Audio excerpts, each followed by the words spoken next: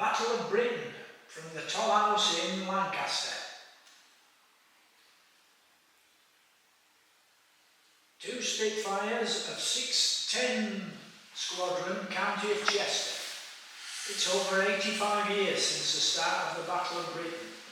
Of all the young men who fought with Fighter Command in the skies over Britain in the summer and autumn of 1940, the last of them, Group's Captain John Allman Hemingway, DFC AA, originally of Dublin, Ireland, passed away aged 105 in March 2025. Following the fall of France, the German leadership hoped that the British government would realise its position was hopeless and come to some form of arrangement. Preparations for an invasion began when the British refuted this opinion. West, then east. Swift victories across the continent gave the German armed forces a mystique of instability. By mid-1940, all that was left to do to secure the West was to force the stubborn British government to the peace table. Then, with no threat on his western border, the German leader, Adolf Hitler, could pursue his plans of expanding the Reich into the seemingly endless plains of the Soviet Union.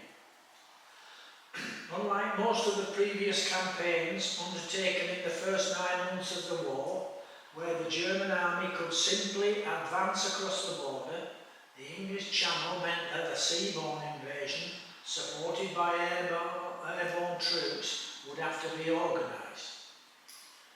Recent experience during the Norwegian campaign, during which German shipping suffered several losses from air attacks, made the Kriegsmarine, the Navy, wary of what many within the German leadership viewed as a mere river crossing. Before any invasion could be mounted, air supremacy had to be gained over the British Isles. This meant the elimination of Fighter Command, a role that could only be accomplished by the Luftwaffe. Defining the Battle of Britain is problematic. For a start, it was a campaign rather than a single battle, composed of several distinct phases as the Luftwaffe changed tactics to achieve its aims. Place in time. There was no definite start or end. Luftwaffe aircraft operated over Britain and continued to do so afterwards. In 1942, when the Air Ministry decided to compile a record of those who had lost their lives in the fighting, the Battle of Britain was deemed to have taken place between August 7th and October 31st, 1940. In November 1960, the start date was brought forward to July 10th, 1940, which remains the generally accepted dates within the United Kingdom today. This excludes much of the nighttime blitz on the cities and towns, during which thousands of civilians lost their lives. To German historians, the Battle of Britain is part of the ongoing campaign against the British Isles known as the Air Battle for England, which started soon after the fall of France in June 1940 and continued into 1941. The photograph on the right is a stamp issued in 2008 depicting an RAF plotter of the WAF, Women's Auxiliary Air Force, in 1940. Young men. That the names of the vast majority of those who fought with Fighter Command during the summer and autumn of 1940 are known today is down to the dedication and hard work of many individuals. Most Luftwaffe records were destroyed by the end of the war, making the task more difficult. Although researchers have put together part of the picture, the common factor of those involved in the Battle of Britain, they were all young men and many never got to grow old. Winston Churchill's speech on June 18, 1940 concluded, "Let us therefore brace ourselves to our duties and so bear ourselves that if the British Empire and its Commonwealth last for 1,000 years, men will say this was their finest hour." While the nations of the former empire are now independent countries, the legacy of the Battle of Britain remains strong in the British psyche, and many born after the generation that lived through the summer of 1940 still agree with Churchill's sentiments. Prime Minister Winston Churchill also said on June 18, 1940, "What General Weygand has called the Battle of France is over. The Battle of Britain is about to begin." Air supremacy was vital. The photograph shows Hawker Hurricanes of 242 Squadron based at Coltis Hill in Norfolk during the Battle of Britain. To the Luftwaffe, the task appeared simple: gain air supremacy over Britain by destroying the RAF so that an invasion could be launched. While the Royal Navy was powerful and could intervene decisively against any fleet carrying troops across the English Channel, without air protection from the RAF, it would be vulnerable. However, the Luftwaffe faced several problems. During previous campaigns, the German army had overrun airfields as it occupied territory, forcing its opponents to concentrate their aircraft at a dwindling number of sites that could be remorselessly targeted. Air reconnaissance of airfields.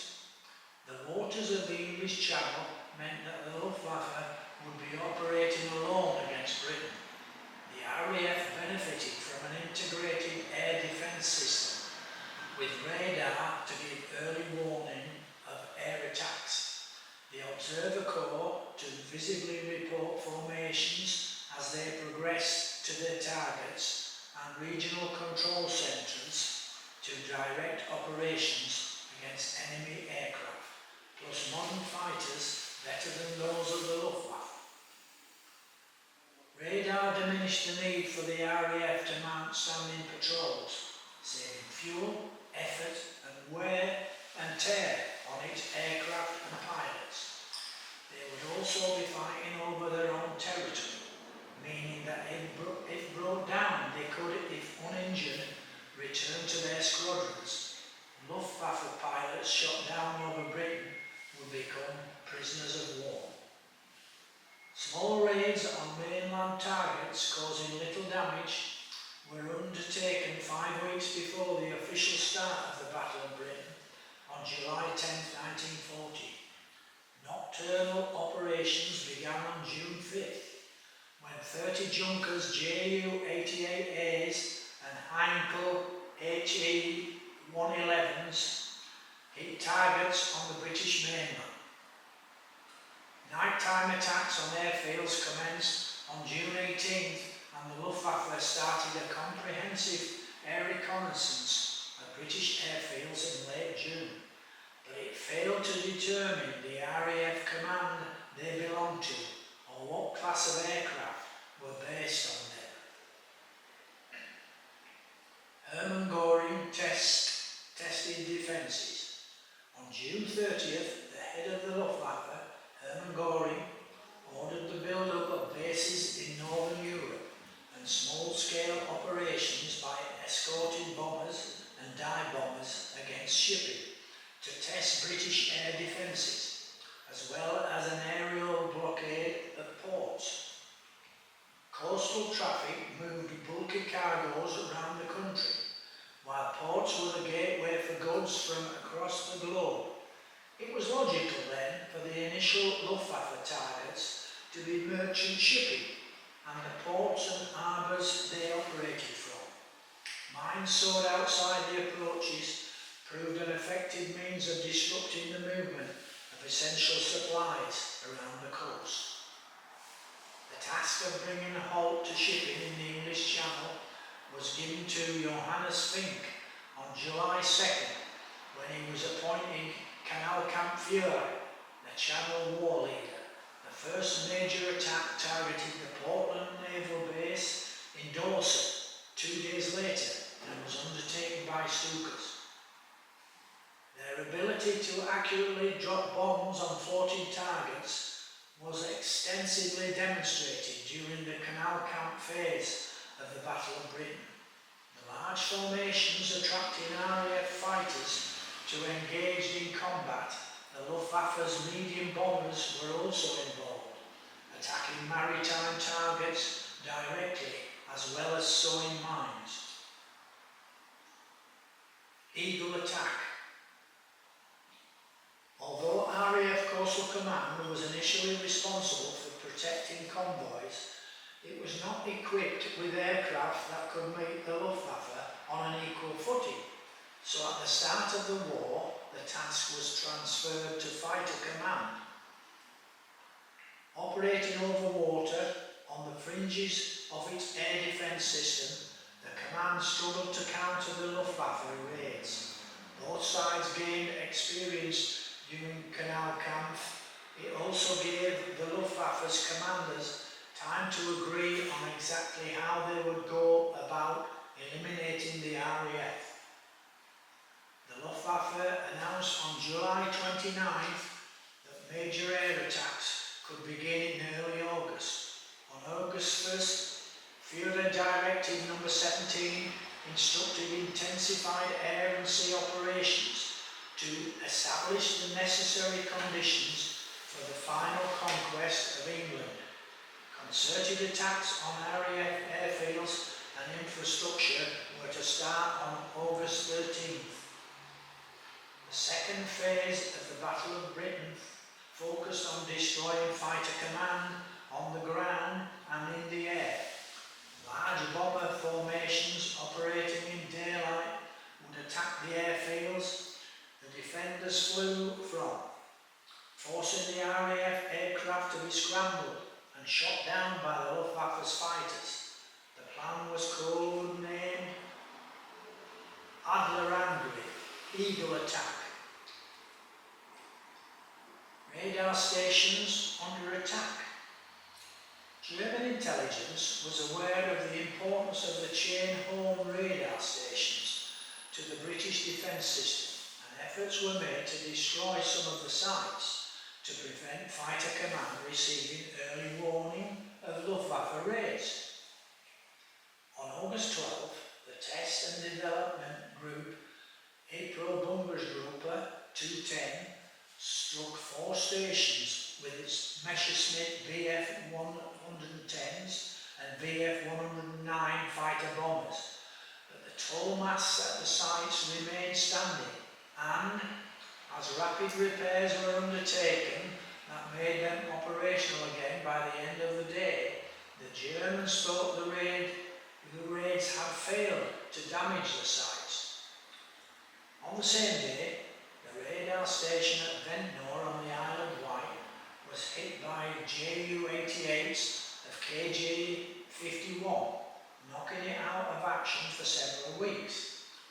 The gap in coverage was partially filled by a mobile station, and the Germans picked up the emitted radar signals. Believing Ventnor remained operational, the site was again targeted by Stukas 4 days later. It seemed to the Germans that destroying chain-home stations was a difficult proposal. Instead of persevering against the targets, vital to the defenders, only sporadic attacks were attempted. Thereafter, August 12 also saw the initial daylight raids on RAF airfields at Manston and Hawkinge, both in the frontline county of Kent. Eagle Day. August 13th was due to be Eagle Day. It was a fiasco. Plans for the attack had been distributed to Luftwaffe units, It was decided to postpone the operation at the last minute because of bad weather. Not every unit received the cancellation order, resulting in bombers launching without their fighter escort, or Messerschmitts flying unproductive sweeps without the Dorniers, Heinkels or Junkers they were expected to protect. The bombers of KG-2 stood East Church in Kent, a coastal command airfield, while KG-54 was sent against Odiham and Farnborough, both in Hampshire, but did not reach them due to a combination of RAF fighters and dense cloud cover. The Junkers Ju-88s hit Andover airfield but were after Middle Wallop and badly damaged the docks at Southampton, all in Hampshire.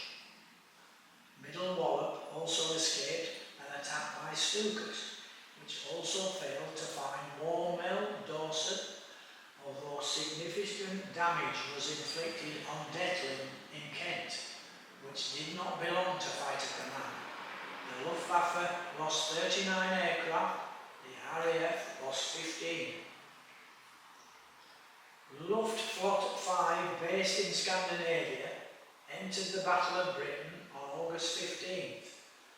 Large formations of RAF fighters encountered by the Luftwaffe in southern England led German intelligence to believe that the north of the country was virtually undefended. New tactics tried. The photograph shows a gun camera image showing the demise of a Messerschmitt Bf-110. More than 60 aircraft departed their base at Stavanger in Norway on August 15th, heading for targets around Newcastle in Tyne and Weir. They were intercepted by fighters from several RAF fighter squadrons, which shot down many. Other planes jettisoned their bombs into the sea, while Junkers Ju-88s bombed the airfield at Driffield in Yorkshire and destroyed several Armstrong Whitworth-Whitley bombers. The Luftwaffe lost 76 aircraft on August 15th. The RAF lost 35. By mid-August, with German losses increasing, they were ordered to devote more fighters to providing close escort for the bombers. Other new tactics were also tried. Instead of fighters and bombers forming up before crossing the channel, the formations were massed over the Pas de Calais on the French coast, flying in circles for up to an hour. A game of hide and seek. The armadas would set off across the channel as soon as the fighter escort took off, rather than the two formatting beforehand. It was hoped the RAF would launch its fighters once the radar stations picked up the bombers and would have to return to their airfields to refuel by the time the formation was heading west, but it seldom worked. Instead, it left the Messerschmitts struggling to gain altitude while crossing the channel. In order to keep the RAF guessing where the bombers were heading, several rails were mounted simultaneously, while other formations were launched on feint attacks, returning to base before engaging the enemy. The assault upon fighter command's airfields caused great damage to their buildings and facilities, but not enough to permanently put them out of action. Airfields are difficult targets to render inoperative. Fighters, especially the Hurricane, with its wide landing gear track, could operate from grass while craters could be filled in. The main fighter command airfields had been provided with satellite fields to which aircraft could be dispersed. The greatest impact of the attacks was on the pilots of the command, many of whom were exhausted after scrambling several times a day to meet the Luftwaffe, often returning to an airfield with fresh holes in it. Early morning and lack of sleep. Fighter Command had reserves of aircraft during the Battle of Britain that lacked sufficient numbers of pilots to fly them, as seen in the photograph taken from the Jim Winchester collection. Early mornings, the lack of sleep, the loss of comrades in the squadron, and wondering when your time would come, with no clear end in sight to the fighting, all displayed on the nerves. This was succinctly encapsulated by the fighter pilot's breakfast, 2 cigarettes and a puke, which means to be sick. Fighter Command rotated its squadrons between its different groups, which were responsible for regions within the British Isles. Groups based in the south of England to be replaced by fresh units, usually drawn from 13 Fighter Group, which controlled Fighter Command assets in northern England and Scotland. The few made the difference. The photograph shows a Messerschmitt Bf 109E4 Black 7 of 5-stroke JG54, which was brought down near Lydd in Kent on October 25, 1940, with the words, "The RAF claimed 185 enemy aircraft destroyed." The photograph is supplied by the Crown. While the squadrons sent north remained operational and frequently scrambled to intercept German intruders, the general level of activity was much lower than in the south, allowing the unit to make good its losses. Stocks of Spitfires and Hurricanes were available to replace losses, but the number of trained fighter pilots was severely limited. By September 1940, the Luftwaffe was close to destroying Fighter Command. Change of tactics sought. German attacks began to escalate on August 24th, with major attacks on RAF airfields 2 years later, and the pressure on Fighter Command built up as the days passed. On August 31st, RAF losses peaked at 41 aircraft. 39 Luftwaffe aircraft were destroyed. More than 460 RAF aircraft were destroyed or badly damaged between August 23rd and September 6th, while many fighter airfields were reduced to a state of shambles. More than 100 pilots had been killed and a further 130 injured, a quarter of Fighter Command's total. Even with new pilots rushed through their training, many squadrons only had an average of 10 out of the usual establishment of 26. German intelligence had no way of determining the effect its attacks were having on the human assets of Fighter Command. It only knew that Luftwaffe fighter and bomber crews continued to report that the RAF was still vigorously defending its airspace. As German dissatisfaction with the progress being made towards eliminating the RAF grew, another change of tactics was sought. London. Bomber Command raided Berlin in response to the scattered bombing of the outskirts of London on August 23rd. From August 29th, the Luftwaffe struck Liverpool, Birmingham, Manchester and other targets by night. And on September 3rd, in response to the RAF attack on the German capital, it was decided to concentrate the forthcoming bomber campaign on London.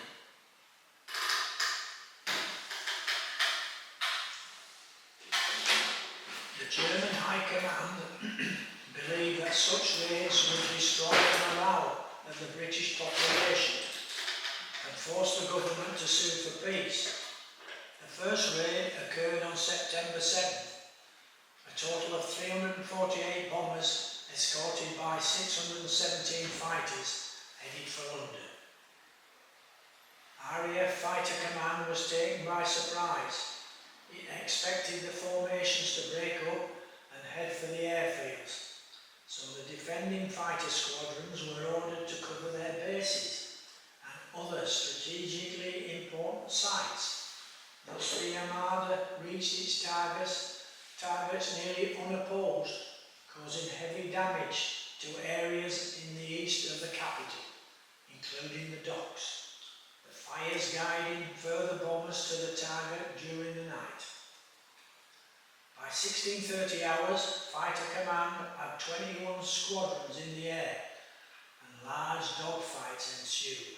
The RAF claimed 41 Luftwaffe aircraft for 28 of its own. London was the target of further raids, while heavy cloud cover made it difficult for the Luftwaffe. It also hampered the defenders trying to intercept the bombers. London's agony gave Fighter Command the respite needed to repair its airfields. Fighter Command was not a spent force. The photograph shows that Heinkel HE-111 over Wapping in London on September 7th, 1940, at the start of the Luftwaffe's London campaign. By September, Luftwaffe intelligence estimated that the RAF was down to its last 50 Spitfires. It was hoped that a single large dogfight would be able to cripple Fighter Command once and for all. 2 raids were planned for September 15th, with the aim of engaging the few remaining RAF fighters. The first involved 25 Dornier DO-17s and 20 Bf-109 fighter bombers sent against a railway junction outside Battersea, London. Escorted by a further 120 Bf-109 fighters, the RAF responded to the bait, targeting and badly mauling the bombers. A total of 361 Messerschmitts escorted the bombers, which targeted 3 docks in London, and 31 RAF squadrons intercepted the raiders, resulting in furious dogfights over Kent and Sussex. At the end of the day, the RAF claimed 185 enemy aircraft destroyed, for the loss of 26 fighters and 13 pilots killed. The true figures were 61 Luftwaffe and 31 aircraft shot down. German losses proved that Fighter Command was not a spent force. German tactics change again. A week later, German tactics changed again, with smaller bomber formations sent across London, while attacks on British aircraft factories increased. Bristol's facility at Filton, Gloucestershire, was targeted on September 25th, and Vickers Supermarines Works in Southampton was badly damaged the next day, effectively halting Spitfire production. The photograph shows the Vickers Supermarine Works at Itchen in Southampton, Hampshire, after it was severely damaged during a raid on September 26, 1940. The last mass daylight attack occurred on October 31st, the official end of the Battle of Britain. By then, the threat of invasion had receded, the Luftwaffe having failed to gain the necessary air supremacy. Their operations continued at night, with many British cities suffering during the Blitz, which continued into May 1941, by which time most of the aircraft had been withdrawn in preparation for the assault on the Soviet Union. We meet James Nicholson. Only one Victoria Cross was awarded to RAF Fighter Command during World War II. It went to this brave Hurricane Flight Lieutenant for extraordinary heroism during the Battle of Britain. In December 1940, the BBC broadcast an anonymous RAF fighter pilot about his experiences during the Battle of Britain. Earlier that year, that unnamed pilot was Flight Lieutenant James Brindley Nicholson, who had flown Hurricanes with 249 Squadron from RAF Boston Down. In fact, by the time of the broadcast, an announcement had been made in the London Gazette on November 15th, promulgating the award of a Victoria Cross to Nicholson. But for those listening to James Nicholson telling his story, there was absolutely no connection to the recent public announcement of his Victoria Cross. By the middle of August 1940, the Battle of Britain was in full swing, and many of the RAF's fighter squadrons had already seen action. 249 Squadron, though, had been in the relative backwater of RAF Lincolnfield, Lincolnshire. Then the unit was posted south of Boston Down on August 14th. 2 days later, over Southampton, the squadron had its first real taste of battle. In the space of a few minutes, 2 Hurricanes were shot down, with Pilot Officer Martin King killed, Flight Lieutenant James Nicholson severely wounded, and another Hurricane damaged. Nicholson's account. On the credit side, Nicholson claimed one ME-110 probably destroyed, albeit inconclusive. What happened in that encounter, though, has subsequently been subject to confusion and varying degrees of contradiction. However, let us look at the transcript of James Nicholson's BBC broadcast. That was a glorious day. The sun was shining from a cloudless sky, with hardly a breath of wind anywhere.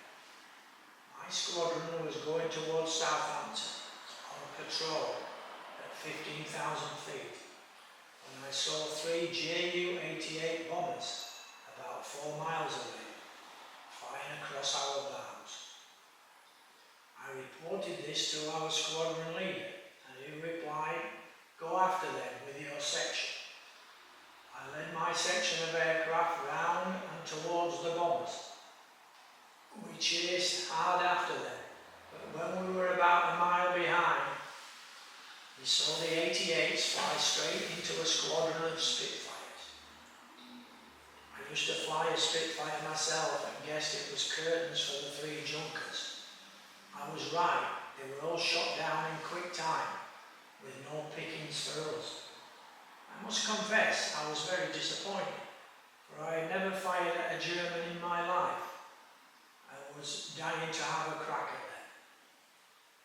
So we swung round again and started to climb up to 18,000 feet over Southampton to rejoin our squadron, when suddenly, very close, in rapid succession, I heard 4 big bangs. They were the loudest noises I'd ever heard, and they had all been made by 4 cannon shells from a Messerschmitt 110 hitting my Hurricane. Nicholson's Victoria Cross. The first shell tore through the hood over my cockpit and sent splinters into my left eye. One splinter nearly severed my eyelid. I couldn't see through the eye for blood. The second cannon shell struck my spare petrol tank and set it on fire. The third crashed into the cockpit and tore off my right trouser leg. The fourth shell struck the back of my left shoe, shattering the heel of the shoe, making a mess of my left foot. Anyway, the effect of these 4 shells was to make me dive away to the right. Then I started cursing myself for my carelessness. What a fool I'd been. What a fool. This brave young man didn't think twice. was thinking about jumping when suddenly a Messerschmitt 110 whizzed underneath and got right in my gun sight. No damage had been done to my windscreen or sights, and when I was chasing the junkers, I'd switched everything on, so everything was set for a fight. I pressed the gun button, for the Messerschmitt was in nice range. He was going like mad, twisting and turning as he tried to get away from my fire. So I pushed the throttle wide open. Both of us went down in a dive. First he turned left, then right, then left and right again. He did 3 turns to the right and finally a 4th turn to the left. I remember shouting out loud, "I'll teach you some manners, you hun." I knew I was getting it nearly all the time I was firing. By this time, it was pretty hot from the burst petrol tank. I couldn't see much flame, but reckoned it was there all right. I remember looking at my left hand, which was keeping the throttle open, and seemed to be in the fire itself. I could see the skin peeling off, yet had little pain. Victoria Cross Citation, November 15th, 1940. The photograph on the right is the Victoria Cross Citation. Flight Lieutenant Nicholson has always displayed great enthusiasm for air fighting, and this incident shows that he possesses courage and determination of a high order. By continuing to engage the enemy after he had been wounded and his aircraft set on fire, he displayed exceptional gallantry and disregard for the safety of his own life. Unconsciously too, I'd drawn my feet up under my parachute on the seat to escape the heat. I suppose, well, I gave the Hun all I had, and the last I saw he was going down with his right wing lower than the left. I gave him a parting burst, and as he disappeared, start thinking about saving myself. From this dramatic account of a desperate action, with the pilot overwhelmed by red mist and exacting retribution on his attacker, there is little wonder he was recommended for a VC. However, Nicholson left another testament, his personal combat report. Recovering in a hospital. The photograph shows Nicholson playing shove-halfpenny while recuperating in hospital in 1940. Fully recovered by September 1941, Nicholson was posted to India in 1942. Between August 1943 and August 1944, a squadron leader and commanding officer of 22nd Squadron, he flew bullfighters over Burma, earning the DFC, the Distinguished Flying Cross. As wing commander, Nicholson was killed on May the 2nd, 1945, when the 355 Squadron B-24 Liberator, in which he was flying as a supernumerary, caught fire and crashed in the Bay of Bengal. No trace of him was ever found. His Victoria Cross was sold at auction by his widow in 1983 for £110,000, then a record for a VC, and was purchased by the RAF Museum, Hendon. Ace in the pack. The Spitfire was widely regarded as the best fighter available to the RAF in the middle of 1940, gaining a reputation during the Battle of Britain as the aircraft that defeated the Luftwaffe. The masterpiece of aeronautical designer Reginald Mitchell, the Supermarine Spitfire, was a predominant British fighter in World War II. Its potential for growth was exploited to the extent that later Marks had little in common with the earlier aircraft, and it was the only British fighter to remain in production throughout the war. While it fought in most of the campaigns undertaken by the RAF during the conflict, it will be forever remembered for the role it played in the Battle of Britain. After the battle, the RAF formed the Battle of Britain Flight in February 1958, and it was redesignated the Battle of Britain Memorial Flight in June 1969. Spitfire 11A P7350, pictured right, a genuine Battle of Britain veteran, has belonged to the unit since late 1968. The Battle of Britain was a turning point in the war. It secured the British Isles for offensive operations over Europe. In Germany, it is seen as part of the wider air battle for England, which effectively continued until most of the Luftwaffe units were withdrawn from Western Europe to prepare for the attack on the Soviet Union in June 1941. At no point did the Luftwaffe gain air supremacy over Britain, and although Fighter Command came close to collapse, it remained operational throughout. The Royal Navy also remained intact and capable of intercepting any attempted crossing of the English Channel by an invasion fleet. The Luftwaffe failed to achieve its primary objectives. Operation Sea Lion postponed. Germany's failure to neutralise Britain as a base of operations in 1940 was a costly mistake. Between them, Bomber Command and the US Army Air Force dropped more than 2.7 million tons on Axis targets, the vast majority during sorties from British airplanes, as can be seen in the photograph. The Royal Navy also remained intact and capable of intercepting any attempted crossing of the English Channel by an invasion fleet. The Luftwaffe failed to achieve its primary objectives.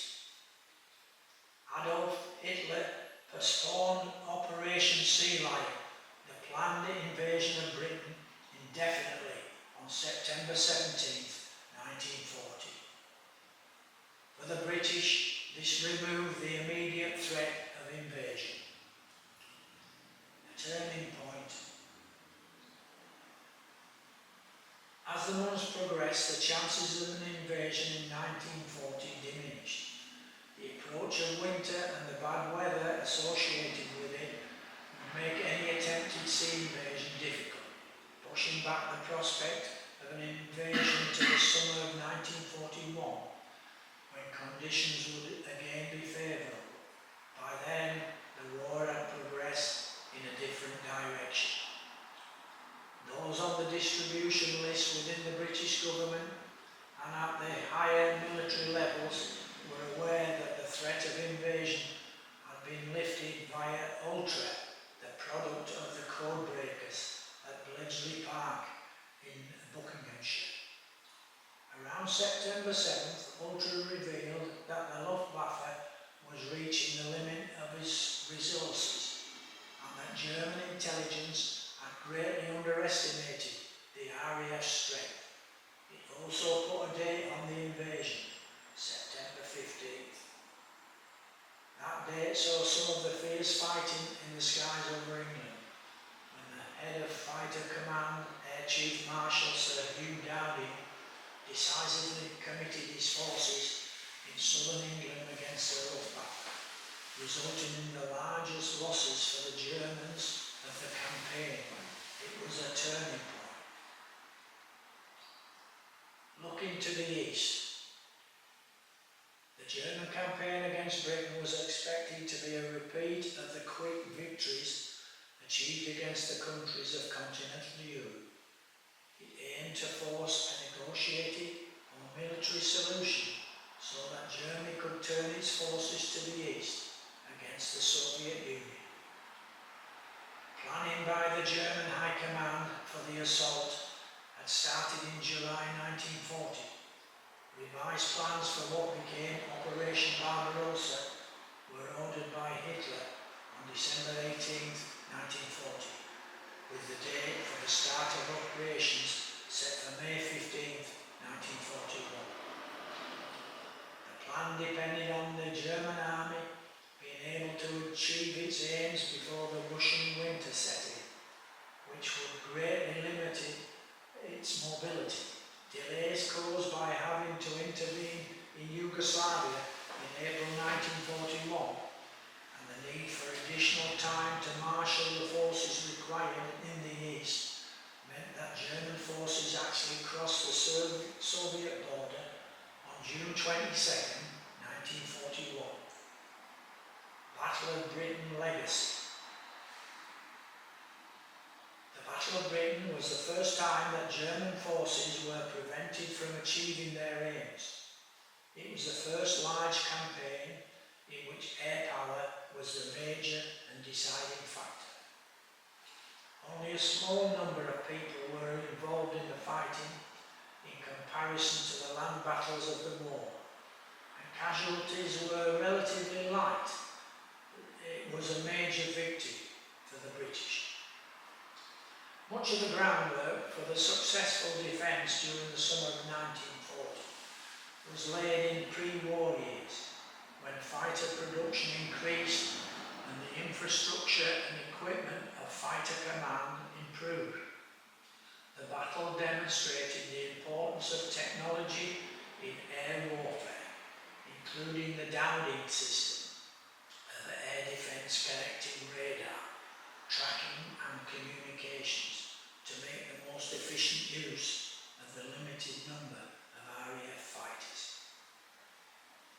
The defeat of the Luftwaffe in the Battle of Britain and the invasion of the Soviet Union committed Germany to a long war of attrition on two fronts that it was ill-prepared to fight.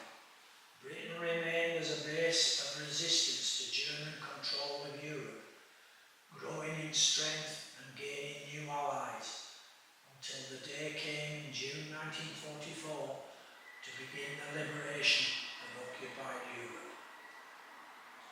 The cost. The photograph on the right shows the aircraft losses from July 10th to October 31st. Military personnel were not the only ones caught up in the conflict. British civilian deaths during the Battle of Britain were approximately 12,300, with more than 20,000 injured. A further 32,000 would die during the Blitz. A total of 537 RAF airmen were killed, while the equivalent figure for the Luftwaffe was 2,662. The higher number of German casualties was because they flew different aircraft. The vast majority of RAF aircraft were single-seat fighters. For example, German bombers carried a crew of 4 or 5. The total number of RAF aircraft shot down was 1,023. The Luftwaffe lost 1,887. Also, German aircraft operating over England faced land-based anti-aircraft guns and artillery. They also faced guns mounted on ships round the coast. The guns of the British Army's anti-aircraft command claimed around 300 aircraft during the battle. Luftwaffe crews nursing damaged aircraft had the option of coming down on British soil, but those who survived a crash landing would sit out the rest of the conflict as POWs. Some would risk the flight home to their bases over the Channel, but many did not make it. To see the results of the photograph on the right, see the next slide. Aircraft losses during the Battle of Britain. From July 10th to July 31st, the RAF lost 91 planes. The Luftwaffe lost 185 planes. From August 1st to August 31st, RAF lost 389 planes, Luftwaffe lost 694 planes. From September 1st to September 30th, the RAF lost 358 planes, the Luftwaffe lost 629 planes. From October 1st to October 31st, the RAF lost 185 planes, Luftwaffe lost 379 planes. Total aircraft lost: RAF 1,023, Luftwaffe 1,887. Overclaiming. Much research over the years has gone into confirming the victories claimed by both sides during the campaign, confirming that an opponent last seen trailing smoke and heading for the ground had in fact been destroyed, while trying to avoid a similar fate was difficult. Overclaiming of enemy aircraft has occurred through the history of air warfare. Germany claimed the Luftwaffe destroyed 147 RAF aircraft on August 18. The real figure was 33. At the height of the battle on September 15, RAF pilots said they shot down 185 Luftwaffe aircraft, 3 times the actual figure. While the exaggerated figures were widely distributed to boost morale or as propaganda, each side obviously knew what its own casualties were. Late in September, Head of Fighter Command, Air Chief Marshal Hugh Dowding, conceded to Sir Archie Sinclair, Secretary of State for Air, that he believed the claims were at least 25% higher than the actual figure. But what is certain is the fact that both sides suffered heavy losses of men and machines during the Battle of Britain.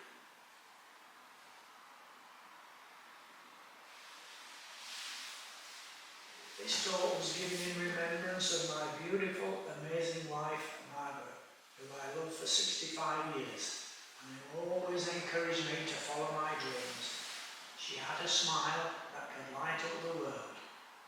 We are both seen in the House of Lords on March 9, 1993, celebrating our pearl wedding anniversary with our good friends Lord and Lady Boston, also called Terry